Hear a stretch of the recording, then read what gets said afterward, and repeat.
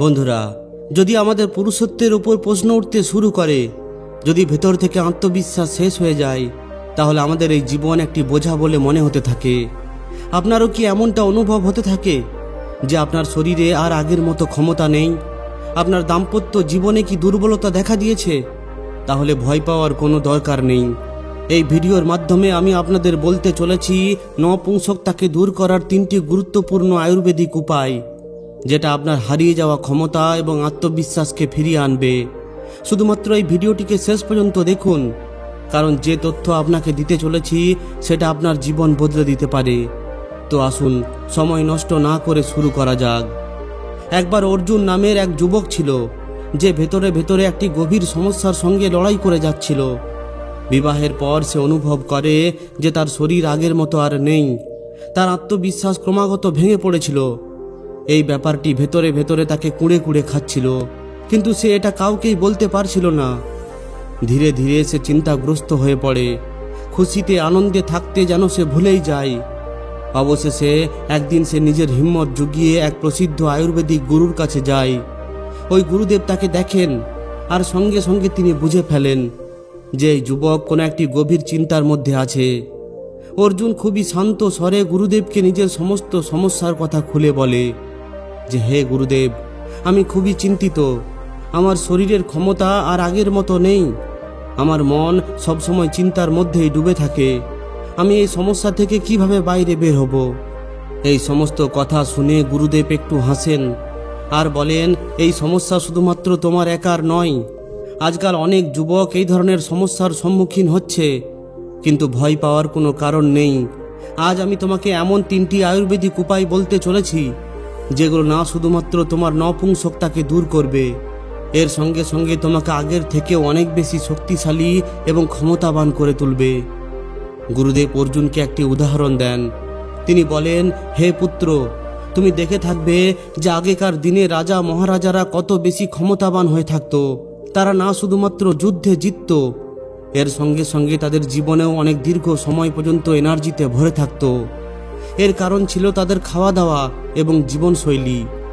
আয়ুর্বেদ অনুসারে যদি শরীরকে সঠিক আহার এবং প্রাকৃতিক ঔষধ দেওয়া হয়, তাহলে এটা যে কোনো দুর্বলতাকে দূর করতে পারে।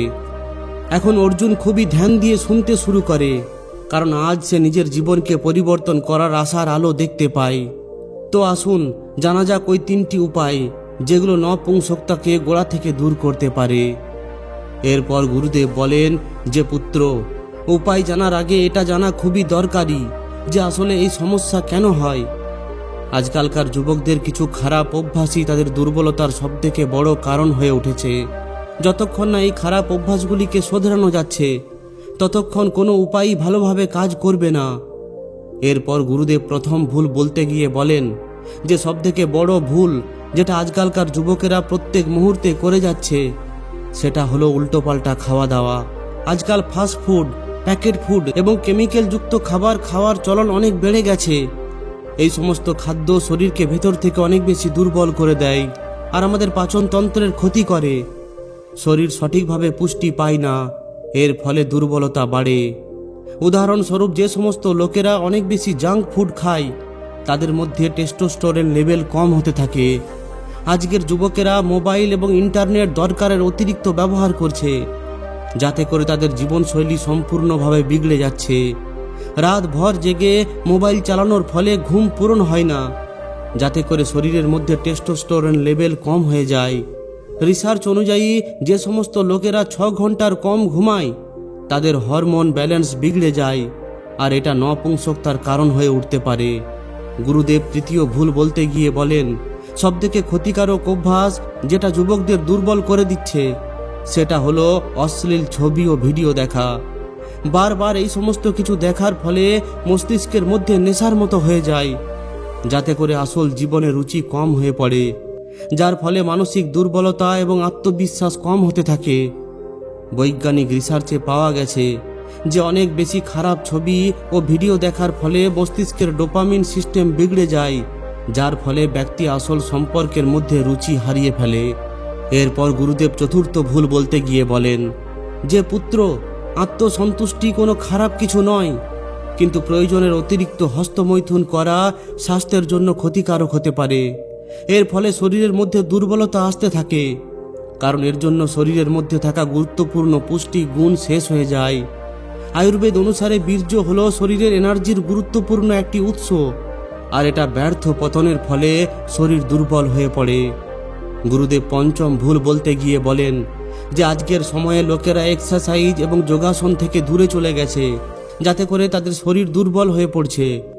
লোকেরা ঘন্টার পর ঘন্টা বসে মোবাইল এবং ল্যাপটপে সময় কাটাচ্ছে, কিন্তু নিজেদের শরীরের দেখাশুনোই করে না। যোগ সাধনা এবং এক্সারসাইজ শরীরের মধ্যে রক্ত সঞ্চালনকে বাড়ায়, যাতে করে দুর্বলতা দূর হয় আর শরীরের এনার্জি বজায় থাকে। যে সমস্ত লোকেরা নিয়মিত ব্যায়াম করে না, তাদের মধ্যে হরমোনাল ডিসব্যালেন্স এবং দুর্বলতা খুব তাড়াতাড়ি চলে আসে। গুরুদেব ষষ্ঠ ভুলের ব্যাপারে বলতে গিয়ে বলেন, যদি তুমি প্রয়োজনের অতিরিক্ত চিন্তা করতে থাকো, তাহলে এটা তোমার শরীরের জন্য বিষ হয়ে উঠবে। চিন্তা না শুধুমাত্র মস্তিষ্কের ওপর প্রভাব ফেলে, এর সঙ্গে সঙ্গে এটা শরীরের সম্পূর্ণ কার্যপ্রণালীকে বিগড়ে দেয়। চিন্তা করার ফলে শরীরের মধ্যে কর্টিসল নামক হরমোন বেড়ে যায়, যেটা টেস্টোস্টেরনকে কম করে দেয়।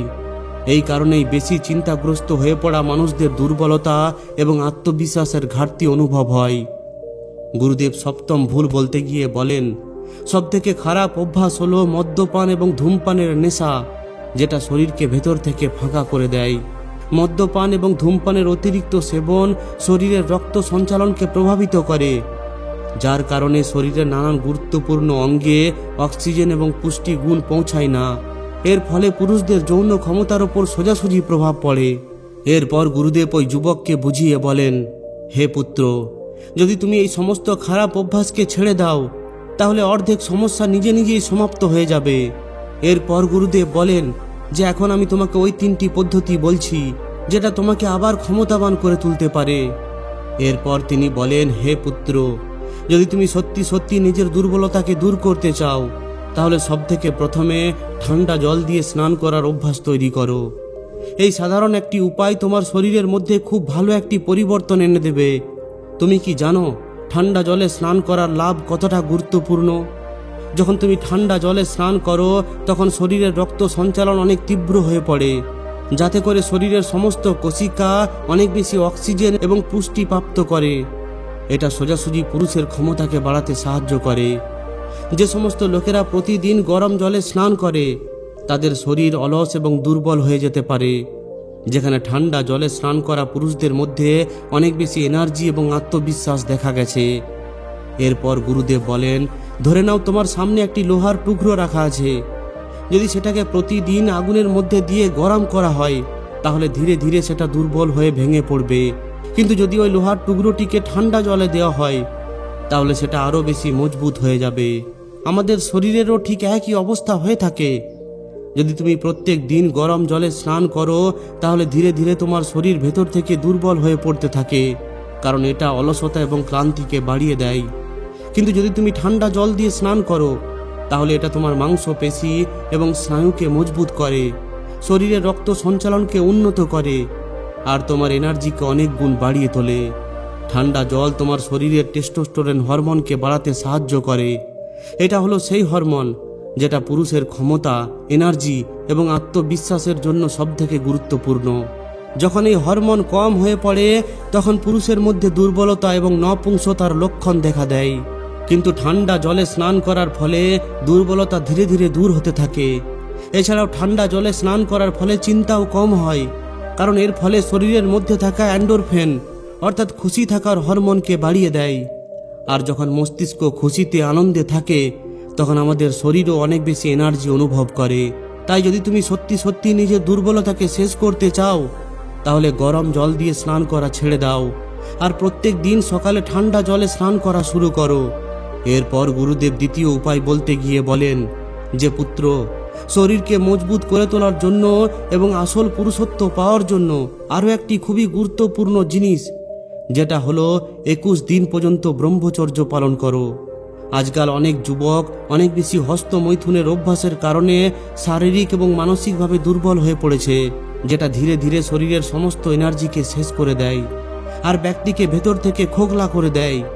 যদি তুমি এই অভ্যাসকে শুধুমাত্র 21 দিন পর্যন্ত ছেড়ে দাও, তাহলে তোমার শরীর এবং মস্তিষ্কের মধ্যে একটি দারুণ পরিবর্তন আসতে পারে। দেখো পুত্র, যখন কেউ বারবার হস্তমৈথুন করে, তখন শরীরের সবথেকে দামি বীর্য ধীরে ধীরে নষ্ট হতে থাকে। বীর্য শুধুমাত্র কোনো একটা সাধারণ দ্রব্য নয়, এটা হলো শরীরের জীবন শক্তি। এর মধ্যে অনেক গুরুত্বপূর্ণ পুষ্টিগুণ থাকে, zinc, protein, calcium, vitamin, minerals, যেগুলো শরীরকে শক্তিশালী করে রাখে। যখন এটা অনেক বেশি মাত্রায় বের হয়, তখন শরীর দুর্বল হয়ে পড়ে, হাড় পাতলা হয়ে যায়, আর ক্লান্তি অনেক বেড়ে যায়, আত্মবিশ্বাস কম হয়ে পড়ে, আর কোনো ব্যক্তি ধীরে ধীরে নপুংসতার দিকে এগিয়ে চলে। তুমি খেয়াল করেছো যে যারা এই অভ্যাসের দিকে বেশি ডুবে থাকে, তাদের চোখের নিচে কালো দাগ পড়ে যায়, তাদের চেহারার উজ্জ্বলতা শেষ হয়ে যায়, আর তারা সব সময় ক্লান্ত হয়েই থাকে। এই জন্য যদি তুমি নিজের শরীরকে আবার মজবুত করে তুলতে চাও, তাহলে কমসে কম 21 দিনের জন্য এই অভ্যাস থেকে সম্পূর্ণভাবে দূরত্ব বজায় রাখো। এখন প্রশ্ন ওঠে যে এই 21 দিনই কেন?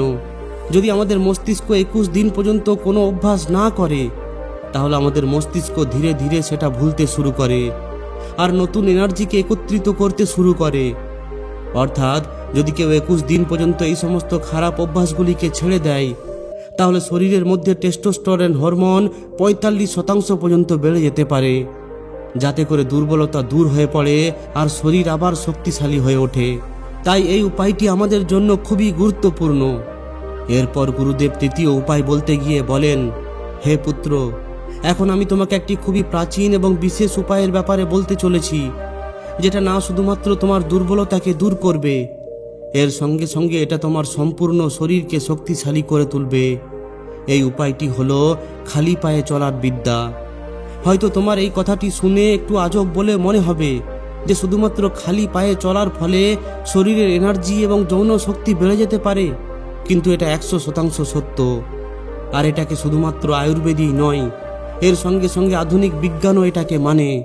হে পুত্র, আমাদের এই পৃথিবী হলো একটি প্রাকৃতিক এনার্জির উৎস, যার মধ্যে পজিটিভ ইলেকট্রন মজুদ থাকে। যখন তুমি খালি পায়ে ঘাস, মাটি বা বালির ওপর দিয়ে চলো, তখন তোমার শরীরে প্রাকৃতিক ইলেকট্রনকে শোষণ করতে থাকে, যাতে করে শরীরের মধ্যে ইলেকট্রনের ভারসাম্য বাড়ে। এখন ভাবো, যখন এই ভারসাম্য সঠিক হবে, তখন রক্ত সঞ্চালন সঠিকভাবে হবে আর শরীরের প্রতিটি অঙ্গে অক্সিজেন ভালোভাবে পৌঁছাবে। সেই কারণে খালি পায়ে চলার ফলে পুরুষের মধ্যে যৌন শক্তি এবং টেস্টোস্টেরন লেভেলও উন্নত হয়। আধুনিক বিজ্ঞান বলে যে সমস্ত লোকেরা প্রত্যেক দিন 20 থেকে 30 মিনিট খালি পায়ে চলে, তাদের শরীর অনেক বেশি সুস্থ, শক্তিশালী এবং মজবুত হয়ে থাকে। এর থেকে পাওয়া প্রথম লাভ হলো রক্ত সঞ্চালন ভালো হবে, যাতে করে শরীর আরও বেশি মজবুত হয়ে উঠবে। দ্বিতীয় লাভ হলো শরীরের প্রাকৃতিক এনার্জি বাড়বে আর দুর্বলতা দূর হবে। তৃতীয় লাভ হলো টেস্টোস্টেরন লেভেল উন্নত হবে, যাতে করে যৌন শক্তি বাড়বে। চতুর্থ লাভ হলো চিন্তা ও ক্লান্তি কম হবে, যার ফলে আত্মবিশ্বাস বাড়বে। পঞ্চম লাভ হলো ঘুম ভালো হবে, যাতে করে শরীর খুব তাড়াতাড়ি রিকভার হবে। তাই যদি তুমি শরীরকে আবার শক্তিশালী করে তুলতে চাও, তাহলে প্রত্যেক দিন খালি পায়ে হাঁটা শুরু করো, এটাকে নিজের অভ্যাস তৈরি করে ফেলো।